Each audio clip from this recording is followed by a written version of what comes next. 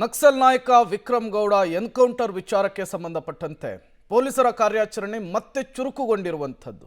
ಪ್ರಮುಖವಾಗಿ ಉಡುಪಿಯ ಹೆಬ್ರಿಯಲ್ಲಿ ನಕ್ಸಲ್ ವಿಕ್ರಮ್ ಗೌಡ ಎನ್ಕೌಂಟರ್ ಪ್ರಕರಣ, ಚಿಕ್ಕಮಗಳೂರಿನಲ್ಲಿ ಎಎನ್ಎಫ್ ಟೀಮ್ ಮತ್ತು ಪೊಲೀಸರ ಜಂಟಿ ಕಾರ್ಯಾಚರಣೆ ಮುಂದುವರೆದಿದೆ.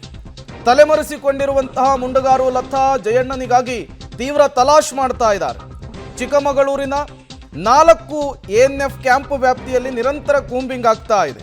ಕುದುರೆಮುಖ ಅರಣ್ಯದ ಗಡಿ ಶೃಂಗೇರಿ, ಕಳಸ, ಕೊಪ್ಪದಲ್ಲಿ ನಿರಂತರ ಶೋಧವಾಗ್ತಾ ಇದೆ. ಕಾಡಿನಿಂದ ನಾಡಿಗೆ ಸಂಪರ್ಕ ಕಲ್ಪಿಸುವ ಎಲ್ಲ ಮಾರ್ಗದಲ್ಲೂ ಕೂಡ ಖಾಕಿ ಹೈ ಅಲರ್ಟ್ ಆಗಿದೆ. ಶತಾಯ ಗತಾಯ ನಕ್ಸಲ್ ಸಂತತಿಯನ್ನ ಚಿವುಟಬೇಕು ಅನ್ನುವಂತಹ ನಿಟ್ಟಿನಲ್ಲಿ ನಿರಂತರವಾಗಿ ಕಾರ್ಯಾಚರಣೆ ಆಗ್ತಾ ಇರುವಂಥದ್ದು. ಮತ್ತಷ್ಟು ಡೀಟೇಲ್ಸ್ ಕೊಡ್ತಾರೆ ನಾರಾಯಣಗೌಡ, ನೇರ ಸಂಪರ್ಕದಲ್ಲಿ ಜಾಯ್ನ್ ಆಗಿದ್ದಾರೆ. ನಾರಾಯಣಗೌಡ, ನಿನ್ನೆ ನಡೆದಂತಹ ಗುಂಡಿನ ಕಾಳಗದಲ್ಲಿ ವಿಕ್ರಮ್ ಗೌಡ ಹತನಾದ. ಬಟ್ ಇನ್ನು 3 ಜನ ಅಪ್ಸ್ಕ್ಯಾಂಡ್ ಆಗಿದ್ದಾರೆ, ತಲೆಮರೆಸ್ಕೊಂಡಿದ್ದಾರೆ, ದಿಕ್ಕಾಪಾಲಾಗಿದ್ದಾರೆ.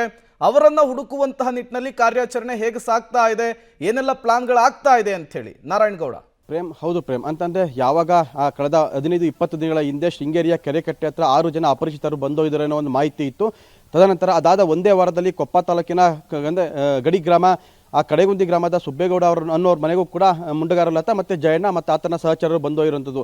ಹಾಗಾಗಿ ಕಳೆದ 15 ದಿನಗಳಿಂದಲೂ ಕೂಡ ಯಾವಾಗ ಮಲೆನಾಡಲ್ಲಿ ಅಪರಿಚಿತರ ಓಡಾಟ ಮತ್ತು ಮುಂಡಗಾರ ಲತಾ ಅಂತಲೇ ಪೊಲೀಸರಿಗೆ ಐಡೆಂಟಿಫೈ ಆಯಿತು, ಅವತ್ತಿಂದನೂ ಕೂಡ ಕಾಡು ಮತ್ತು ನಾಡು ಎರಡೂ ಕಡೆಯೂ ಕೂಡ ಅವರು ಯಥೇಚ್ಛವಾಗಿ ಅಂದರೆ ಕೂಂಬಿಂಗ್ ಚುರುಕು ಮಾಡಿರುವಂಥದ್ದು. ಯಾಕೆಂತಂದರೆ ಕಾಡಂಚಿನ ಗ್ರಾಮದಿಂದ ಅವರು ನಾಪತ್ತೆ ಆಗಿರೋದ್ರಿಂದ ಅವರು ಹೆಚ್ಚೆಂದ ಎಲ್ಲೂ ಅದು ತುಂಬ ದೂರ ಹೋಗಿರೋದಕ್ಕೆ ಸಾಧ್ಯ ಇಲ್ಲ. ಹಾಗಾಗಿ ಕಾಡಂಚಿನಲ್ಲೇ ಇರ್ಬೋದು ಅಥವಾ ಕಾಡಂಚಿನ ಕೆಲ ಗ್ರಾಮಗಳಲ್ಲಿ ಇರ್ಬೋದು ಅನ್ನೋ ನಿಟ್ಟಿನಲ್ಲಿ ಒಂದು ಕಡೆ ಎಎನ್ಎಫ್ ಅವರು ತೀವ್ರ ಕೂಂಬಿಂಗ್ ಮುಂದುವರಿಸಿರುವಂಥದ್ದು. ಅದರಲ್ಲಿ ಇನ್ನೊಂದು ಪ್ರಮುಖವಾಗಿ ಏನಂದರೆ ಯಾವಾಗ ವಿಕ್ರಮ್ ಗೌಡ ಎನ್ಕೌಂಟರ್ ಆದನೋ ಆತನ ಜೊತೆ ಇದ್ದ ಆತನ 3 ಜನ ಸಹಚರರು ಕೂಡ ಈಗ ನಾಪತ್ತೆ ಆಗಿದ್ದಾರೆ ಅನ್ನೋ ಮಾಹಿತಿ ಇರೋದ್ರಿಂದ ಅವರು ಕೂಡ ಒಂದು ವೇಳೆ ತಮ್ಮ ಭದ್ರತೆಯನ್ನು ಕಲ್ಪಿಸಿಕೊಳ್ಳೋದಕ್ಕೋಸ್ಕರ ಅವರು ಚಿಕ್ಕಮಗಳೂರು ಜಿಲ್ಲೆಗೆ ಬರುವಂಥ ಸಾಧ್ಯತೆಯೂ ಇರುವಂಥದ್ದು.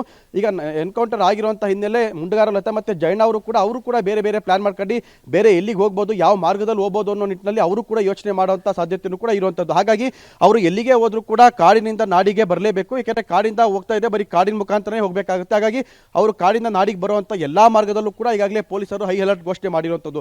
ಒಂದು ಕಡೆ ಉಡುಪಿಯಿಂದನೂ ಕೂಡ ಕೂಂಬಿಂಗ್ ನಡೀತಾ ಇರುವಂಥದ್ದು, ಮತ್ತೊಂದು ಕಡೆ ಚಿಕ್ಕಮಗಳೂರು ಜಿಲ್ಲೆಯ ಏನು 4 ಎಎನ್ಎಫ್ ಕ್ಯಾಂಪ್ ಇದೆ, ಕುದುರೆಮುಖ ರಾಷ್ಟ್ರೀಯ ಉದ್ಯಾನವನದ ಗಡಿ ಹಂಚಿಕೊಂಡಿರುವಂಥ ಎಲ್ಲ ಭಾಗಗಳಲ್ಲೂ ಕೂಡ ಈಗ ಪೊಲೀಸರು ಅಲರ್ಟ್ ಆಗಿರುವಂಥದ್ದು. ಯಾಕೆಂತಂದರೆ ಅವ್ರು ಬಂದರೆ ಅದೇ ಮಾರ್ಗದಲ್ಲೇ ನಾಡಿಗೆ ಬರುವಂಥ ಸಾಧ್ಯತೆ ಕೂಡ ಹೆಚ್ಚಿರುವಂಥದ್ದು. ಹಾಗಾಗಿ ಕಾಡಿನಿಂದ ನಾಡಿಗೆ ಬರುವಂಥ ಗ್ರಾಮೀಣ ಭಾಗದ ಸಣ್ಣ ಸಣ್ಣ ರಸ್ತೆಗಳಾಗ್ಬೋದು, ಆ ಮಾರ್ಗದಲ್ಲೂ ಕೂಡ ಈಗಾಗಲೇ ಪೊಲೀಸರು ಎಎನ್ಎಫ್ ಸಿಬ್ಬಂದಿಗಳು ಮತ್ತು ಲೋಕಲ್ ಪೊಲೀಸರು ನಿರಂತರವಾಗಿ 24 ಗಂಟೆಗಳ ಕಾಲ ಕೂಂಬಿಂಗ್ ಮಾಡ್ತಾ ಇರುವಂಥದ್ದು. ಯಾಕೆಂತಂದರೆ ಈಗ ಅವರು ಇಲ್ಲಿ ಬರುವಂಥ ಸಾಧ್ಯತೆಯೂ ಇರುವಂಥದ್ದು. ಇಲ್ಲ ಕಾಡಿನಲ್ಲೇ ಒಂದಾಗಿ ಮತ್ತೆ ಯಾವಾಗ ಅವರು ಕೇರಳದಿಂದ ವಾಪಸ್ ಬಂದರು ಸ್ವಲ್ಪ ದಿನ ಈ ವಾತಾವರಣ ಹೇಗಾಗುತ್ತೆ ಅಂತ ನೋಡ್ಕೊಂಡು ಅವ್ರು ಮತ್ತೆ ಕೇಳಕ್ಕೆ ಹೋಗುವಂಥ ಸಾಧ್ಯತೆಯೂ ಕೂಡ ಇರುವಂಥದ್ದು. ಹಾಗಾಗಿ ಪೊಲೀಸರು ಒಂದು ಕಡೆ ಎಎನ್ಎಫ್ ಸಿಬ್ಬಂದಿಗಳು ಕಾಡಿನಲ್ಲಿ ನಿರಂತರವಾಗಿ ಕೂಂಬಿಂಗ್ ಮಾಡ್ತಾ ಇದ್ದಾರೆ. ನಾಡಿನಲ್ಲಿ ಪೊಲೀಸರು ಕೂಡ ಚೆಕ್ ಪೋಸ್ಟ್ಗಳಲ್ಲಿ ಬರುವಂಥ ಗಾಡಿಗಳನ್ನು ಚೆಕ್ ಮಾಡುವಂಥದ್ದಾಗ್ಬೋದು, ಮತ್ತೆ ಯಾವ ಟೈಮಲ್ಲಿ ಯಾವ ರೀತಿಯಾದಂತಹ ಒಂದು ಮಾಹಿತಿ ಬರುತ್ತೋ ಎಲ್ಲ ಮಾಹಿತಿಗೂ ಕೂಡ ಎಲ್ಲ ಒಂದು ಆ ಪರಿಸ್ಥಿತಿಯನ್ನು ನಿಭಾಯಿಸೋದಕ್ಕೂ ಕೂಡ ಎಎನ್ಎಫ್ ಮತ್ತೆ ಪೊಲೀಸರು ಇಬ್ಬರು ಅಲರ್ಟ್ ಆಗಿರುವಂಥದ್ದು. Prem, okay, thank you Narayanagowda ತಮ್ಮೆಲ್ಲ ಮಾಹಿತಿಗಾಗಿ.